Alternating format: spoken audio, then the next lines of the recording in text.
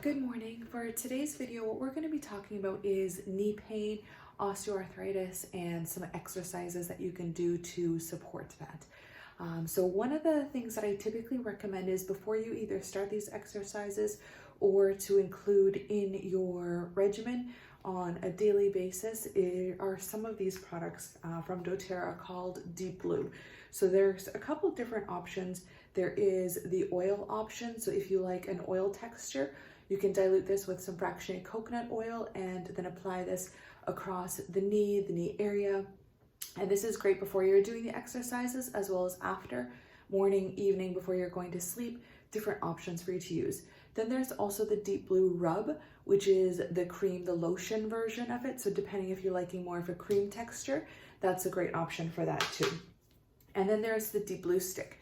This is probably one of mine and my husband's favorites, where it's more of like a balm texture, but it's really nice where you can just open it up, apply it across the top of your knee, the knee area, or any area that you may be feeling some of that pain or that achiness on it, and basically not having to dirty your hands and using the stick to kind of massage it in. So that's where it's really nice to do that. So those are the products that I would typically recommend before you start this exercise.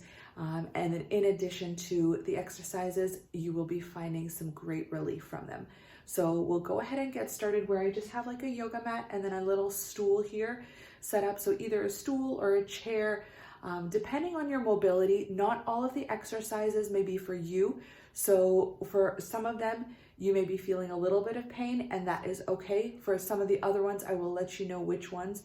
For those ones, you should not be feeling any pain when you're doing these exercises. So if you do feel pain during that time, stop that exercise, move on to the next one, and do what works for you. So always listening to your body, and we'll go ahead and get started.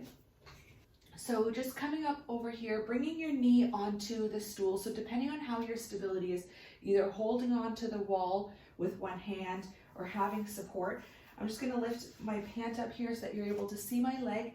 So what you're going to actually do is when you have the cartilage or when you're having aches and pains up in your knee, you want to actually be using your hands, putting them around your leg and then shifting this muscle. So you're going to have, depending on how much fat muscle you have around your leg, you're going to squeeze in so that you're actually focusing here, so that you're actually grabbing pretty deep down, and you're going to be turning ahead and bending it. So you're going to turn it inwards and bend. So when you actually have that motion, it isn't just the knee that's bending, it's the whole shin area and the tibia there. So you're going to be going ahead, digging deep, turning it inwards, and then you're going to want to come forward.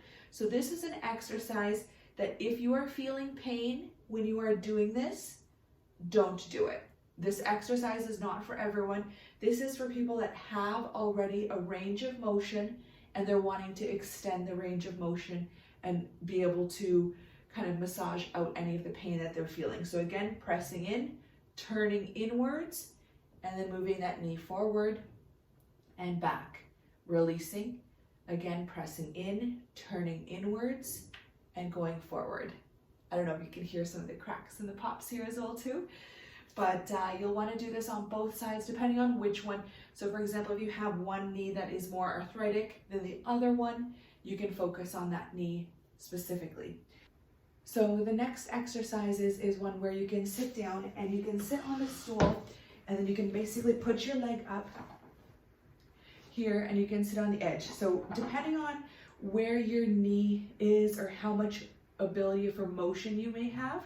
So for example, if you put both of your legs up, one leg is able to go down all the way, the other leg, this is as far down as it goes. So this may be the knee that has a lot more pain. So what you're actually going to be doing is you're going to be using both of your hands and you're going to be pressing it down, using pressure to press it down, releasing. Pressure again, pressing it down, releasing.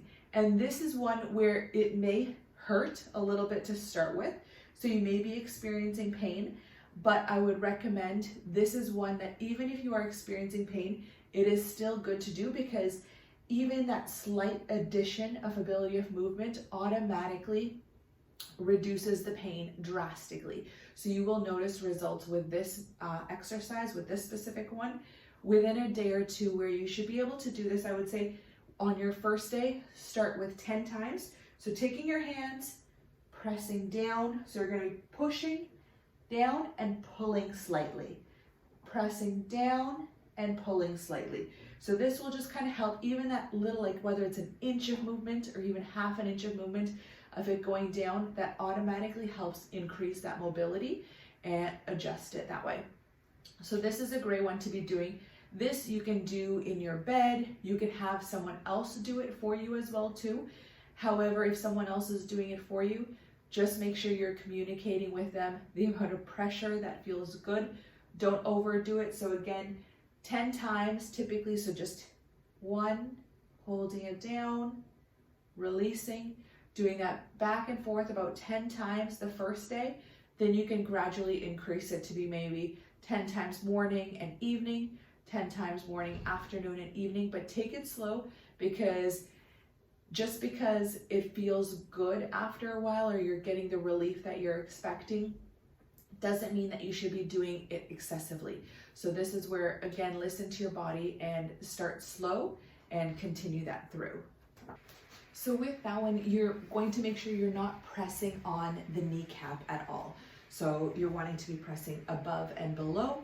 And then those ones are more stretching exercises. Now we'll move towards the strengthening exercises, because you want to be strengthening the muscles around the knee as well in order to have that additional support. So coming down again onto the mat, depending on your ability for motion, you can again do this on the sofa, on your bed, where you're going to be basically, you can either sitting up nice and tall, leaning against something, keeping one leg straight, keeping your toes pulled in, heel pushed out, or keeping that leg bent. The leg that has the pain in it, you're going to be straightening it, tightening and pulling your toes inwards, so that way your quads are engaged. You're going to be keeping that leg nice and straight. You can lean back, or you can do this lying down as well too. You're going to lift it up, hold it here for 10 seconds if you can. 5 seconds is even good to start with. Then bringing it back down, releasing it. So just stretching it out, allowing the muscles to relax and release. Exhale, pulling the toes back in, engaging the thighs, making sure your thighs are tight, so that helps lift up your knees. Then bringing the leg up, holding here for 10 seconds. And once you're done 10 seconds, releasing that leg back down, relaxing the leg, pointing the toes out. So this you're again going to be repeating for about 10 to 15 times. So this is one again that helps with strengthening the knee area, the legs, the muscles around the knee, because that's what you want to be targeting, is the muscles around the knee. So again, pulling those toes in, lifting that knee up, drawing in your muscles, and then lifting the leg up, holding for 10 seconds, 15 seconds if you can. Your leg muscles will be nice and tight. And then you're going to exhale down, release, relaxing the toe, just pointing it out and stretching. So this can be done with your hands behind you. You can do it lying flat on your back, whatever is comfortable for you there. The next one is you're going to be again using the stool or the chair. So again, something that's going to be about your knee level height. So coming down onto your back, we're going to be bringing the knees here. What you're going to do is you're going to want to have, again, your toes pulled in nicely. You're going to have your lower back pressed against the mat. You can have your palms facing down, or you can bring your hands wherever you'd like. Then slowly pressing in and up, lifting your hips up. You will feel this in the back of your thighs, so in your hamstrings. You'll most likely feel this. You may feel this in your core, depending on areas that you're focusing on. So again, lowering down, releasing. You can have that space in between your spine and the mat. When you're ready to go again, pull those toes in, tightening those muscles, Press your lower back against the mat. Inhale, lifting your hips up. And just holding here for 10 breaths or for a count of 10, whatever works for you. Don't forget to breathe, relax your jaw, relax your face, and then slowly lowering back down.